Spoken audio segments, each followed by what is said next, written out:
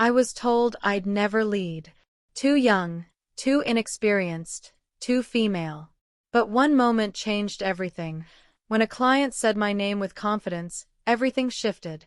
This is the story of how I proved them wrong, step by step, and how you can too. Stick around for a journey of grit, growth, and breaking barriers. I still remember the sting of those words. You'll never lead. They came from my first boss, a man who saw my ambition as a threat. I was 24, fresh out of college, and eager to prove myself in a cutthroat corporate world. Every day, I arrived early, stayed late, and poured my heart into every project. But no matter how hard I worked, his words echoed in my mind. I was the only woman on the team, and it felt like the odds were stacked against me. I questioned if I was enough, smart enough, tough enough, bold enough. The doubts crept in, but I refused to let them define me. I started small, volunteering for tasks no one else wanted. I studied the industry, learned the jargon, and watched how the leaders carried themselves. Each late night was a step toward proving him wrong. I wasn't just chasing a title, I was chasing respect. I wanted my voice to matter. That drive became my fuel, pushing me through every setback.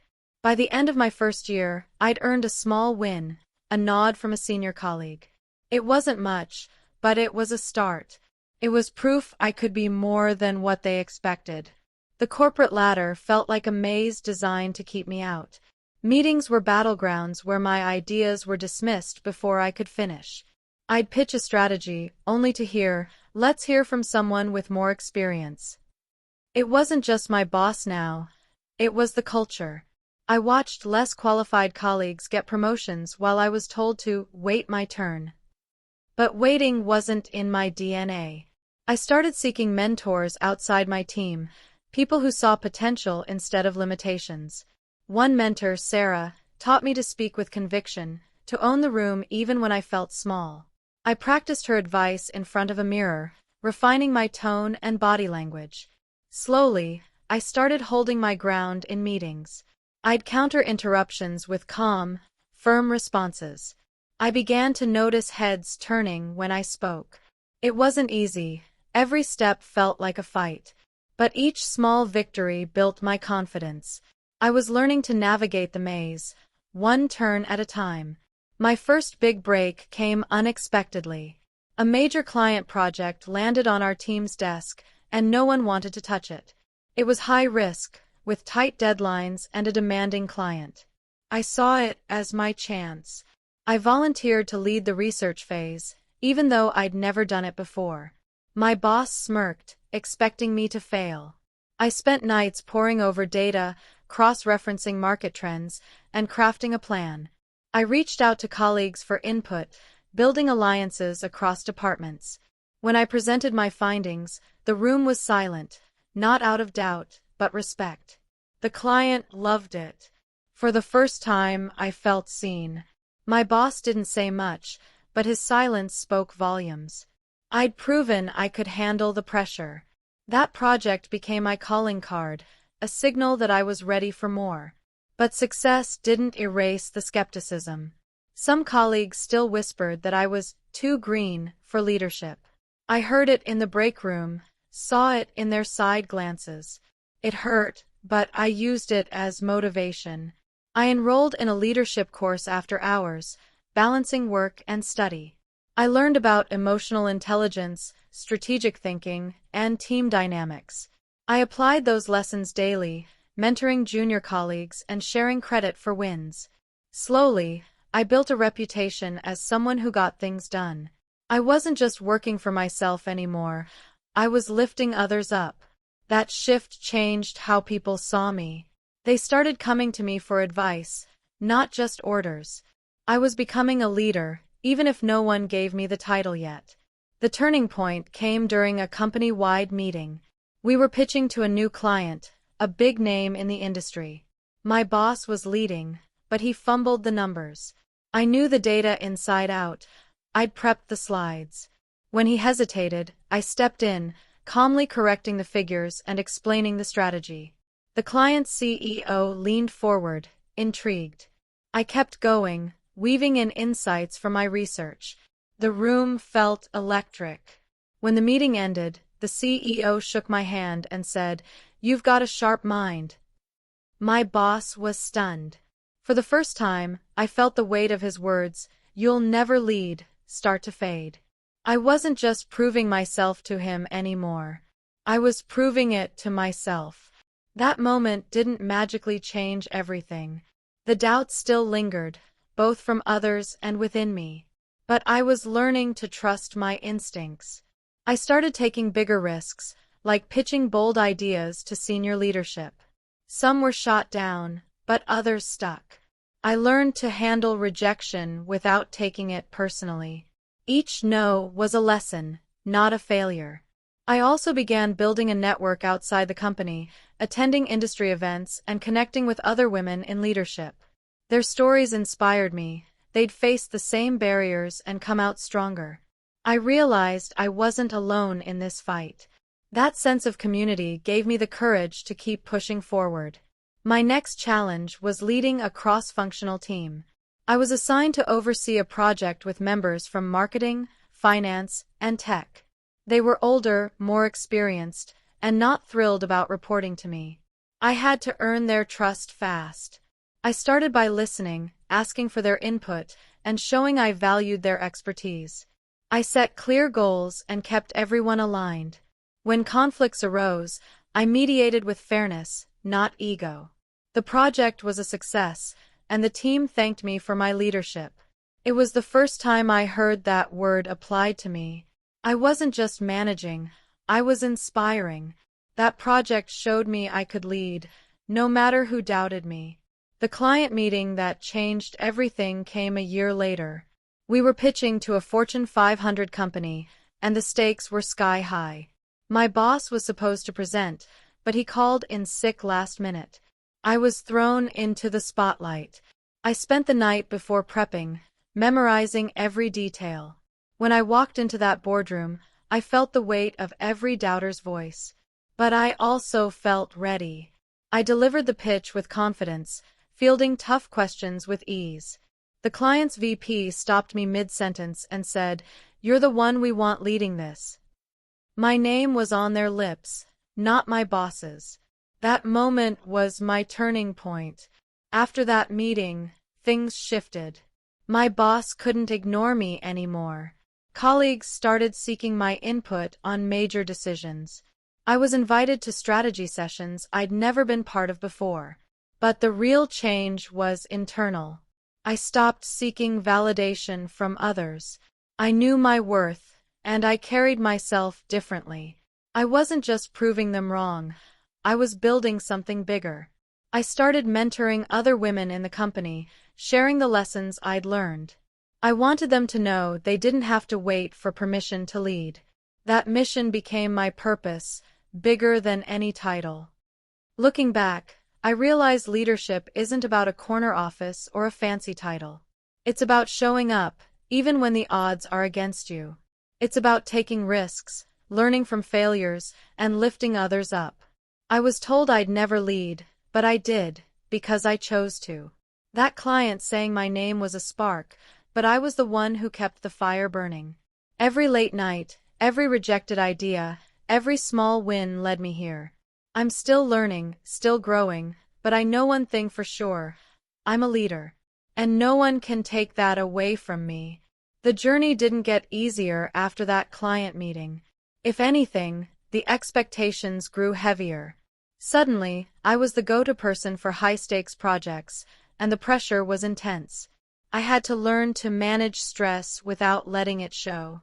I started practicing mindfulness, carving out 10 minutes each morning to center myself. It helped me stay sharp in meetings and calm during crises. I also began delegating more, trusting my team to handle tasks I used to micromanage.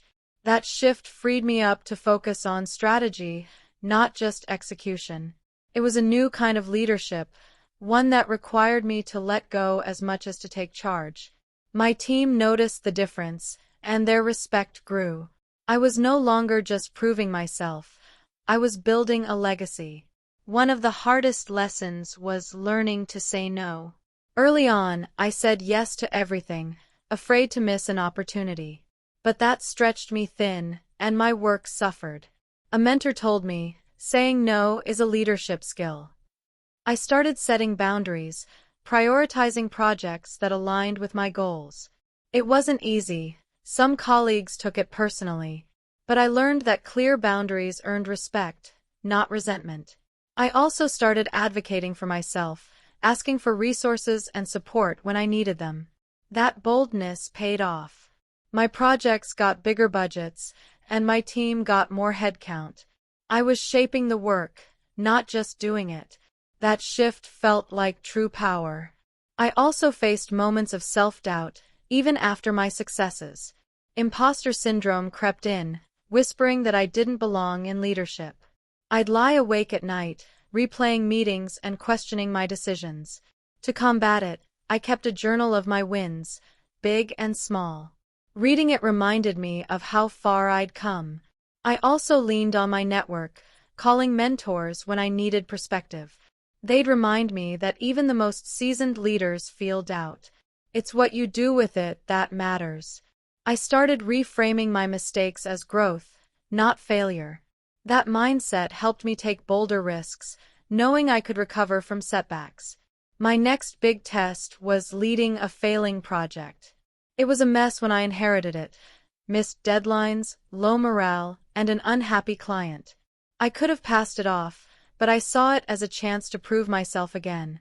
I rallied the team, set new milestones, and met with the client to reset expectations. I was transparent about the challenges but confident in our plan. Slowly, we turned it around. The client praised our recovery, and my team thanked me for leading them through. That experience taught me resilience. Leadership isn't about avoiding failure, it's about navigating it with grace and grit. As my reputation grew, so did the opportunities. I was invited to speak at an industry conference, something I'd never done before. Public speaking terrified me, but I said yes. I spent weeks preparing, practicing my talk until it felt natural. When I stepped on stage, my knees shook, but my voice was steady. The audience responded with applause and questions, eager to hear more. That moment showed me the power of my voice. I wasn't just leading teams now, I was influencing an industry. I started seeking more speaking gigs, sharing my story to inspire others. Each talk built my confidence and my brand. I also learned the importance of authenticity. Early on, I tried to emulate the leaders around me, mostly men with loud voices and firm handshakes. But it felt forced. I realized I didn't need to copy them to lead. I started bringing my whole self to work. My empathy, my humor, my perspective as a woman. That authenticity connected me with my team and clients in a new way. They trusted me because I was real, not perfect. I stopped hiding my struggles and shared them when it made sense. That vulnerability became my strength. It showed others they could be themselves too. Another pivotal moment came when I was offered a promotion.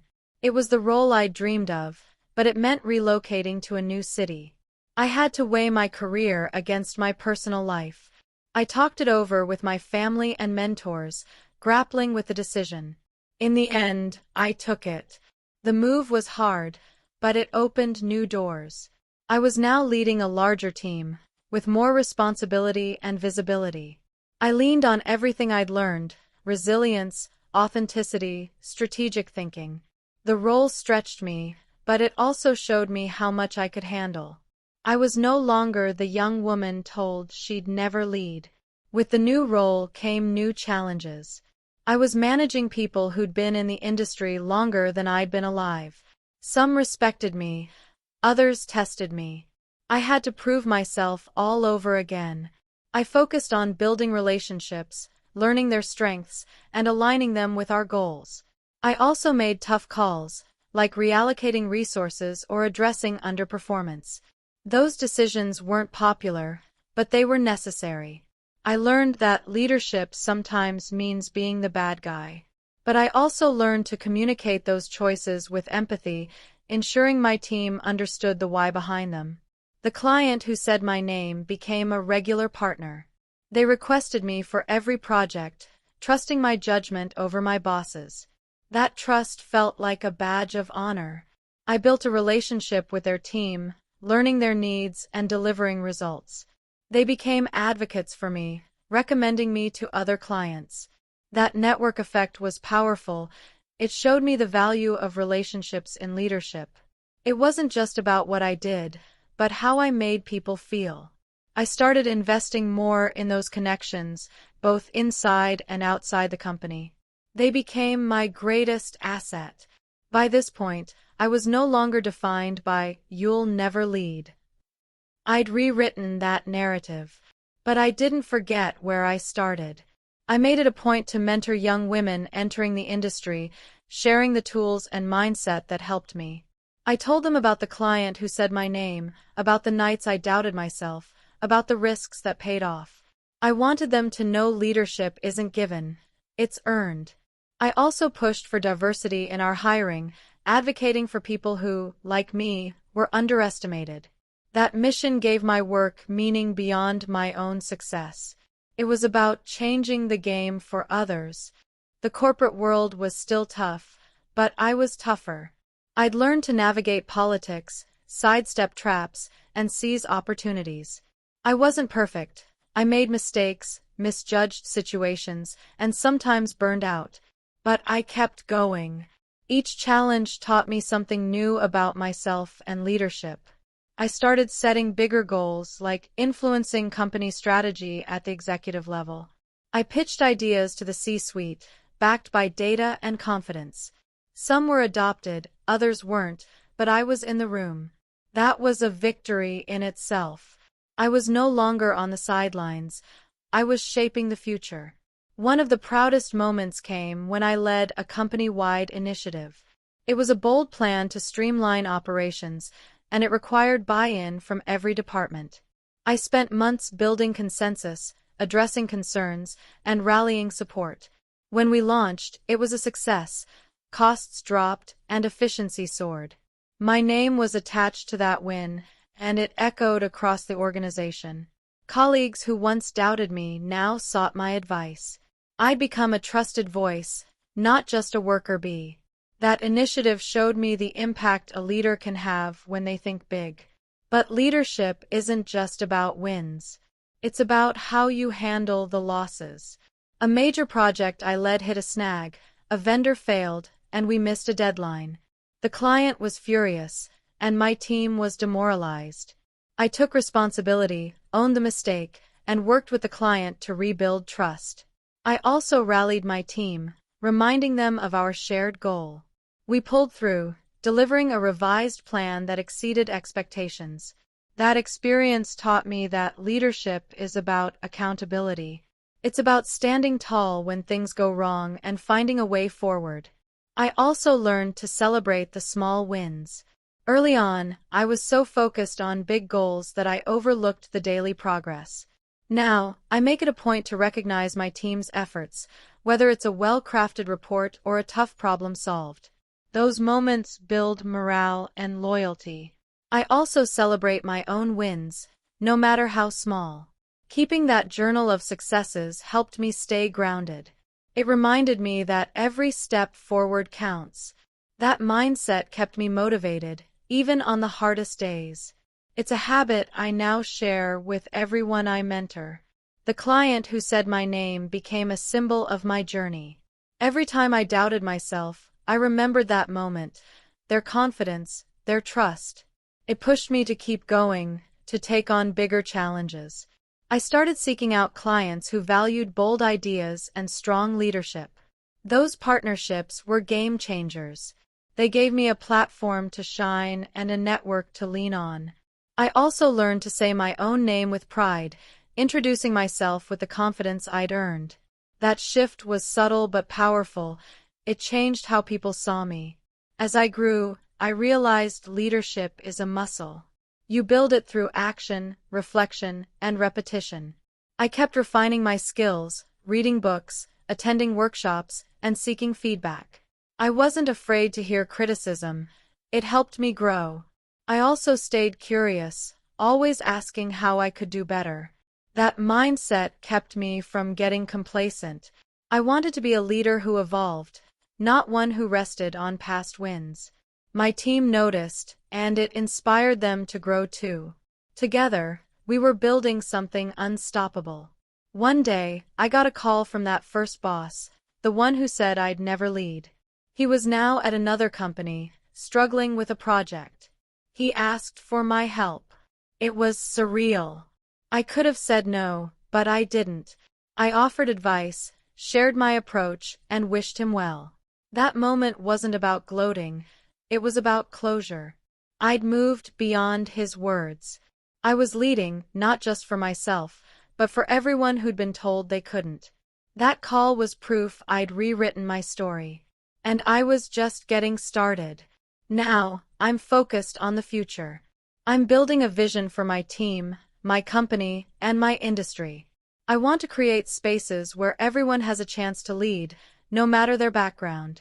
I'm advocating for policies that support diversity and growth. I'm also taking on bigger risks, like launching my own initiatives. Some will fail, but that's okay. I've learned failure is just a step toward success. My goal is to leave a mark, not just on my career, but on the people I lead. That's the kind of leader I want to be. Looking back, I see how far I've come. From a young woman told she'd never lead to someone shaping the future of her company. The journey was messy, full of doubts and detours, but it was mine. Every setback made me stronger, every win made me bolder. I learned that leadership isn't about being perfect, it's about showing up every single day. It's about trusting yourself, even when others don't. And it's about lifting others up as you rise. That client saying my name was a spark, but I was the one who built the fire. And that fire is still burning. So here I am, still learning, still leading, still proving them wrong. If you're watching this and feel like the odds are against you, know this: you can rewrite your story. It won't be easy, but it will be worth it. Take the small steps, embrace the setbacks, and never stop believing in yourself. Leadership isn't given, it's earned. And you have everything it takes to earn it. I'm living proof. So, what's your next step? What's the moment that will define you? Go find it. And never let anyone tell you you can't. If this story inspired you, hit that subscribe button and join our community. I share tips, stories, and strategies to help you break barriers and lead with confidence. Let's grow together. Subscribe now and let me know in the comments. What's the one thing holding you back from leading? I'll see you in the next video.